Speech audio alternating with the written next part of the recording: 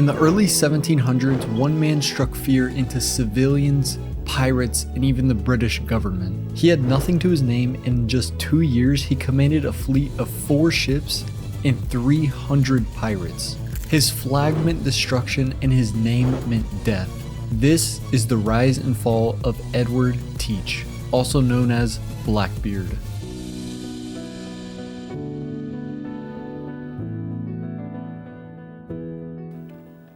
Edward Teach was born around 1680, but no one knows the exact time and place of his birth because at this time, he was a nobody. Records of his early life were almost non-existent, but many historians believe that he grew up in Bristol, England, and many believe that he had the ability to read, which is very rare for a sailor. By the early 1700s, Edward was working as a privateer during the War of Queen Anne's, which basically means he was a legal pirate working for the government. But when the war ended in 1713, privateers were all out of work.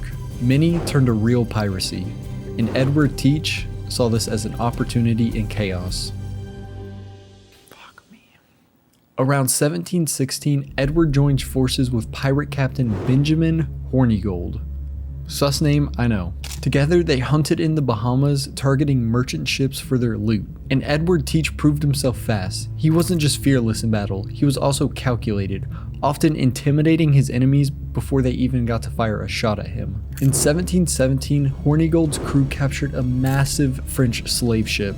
It was called the La Concorde, and Edward had massive plans for the ship. He refitted it to fit over 40 guns and renamed it the Queen Anne's Revenge. And Edward Teach was cultivating his image. He would tie burning fuses to his beard and to his hat so that in battle, the smoke would just roll off his face and he would look like a demon from hell. And this would make the Blackbeard we all know today.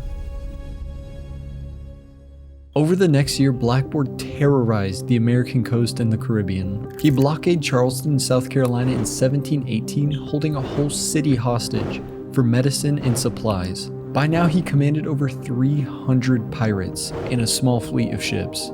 His reputation alone caused captains to surrender without even a fight.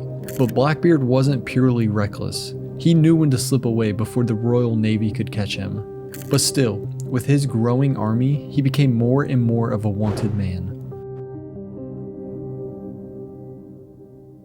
In June 1718, disaster struck.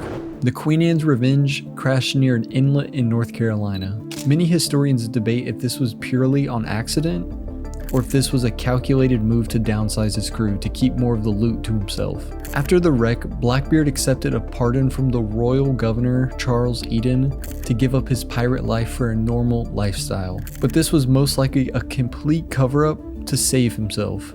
And soon, rumors started to spread that Blackbeard was still pirating in secret, protected by corrupt officials. The British government had finally had enough of Blackbeard's reign of terror.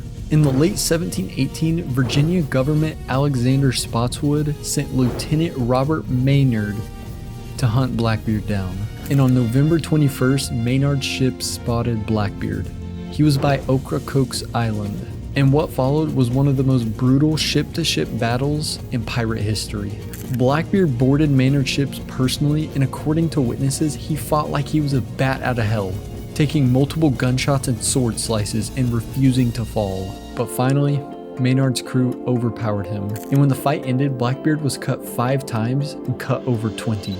His head was then severed and hung from Maynard's ship as proof that the Pirate King was now dead. But even in death, Blackbeard's legacy refused to go down. Blackbeard only spent 2 years as an active pirate, but in those years, he became one of the most feared pirates on the seas. And there are stories that his ghost is haunting the waters that still exist to this day. Whether you see him as a ruthless criminal or a master of warfare, there's no denying it. Blackbeard knew how to make an impact, and in the end, his greatest weapon wasn't his cannon or sword, it was fear.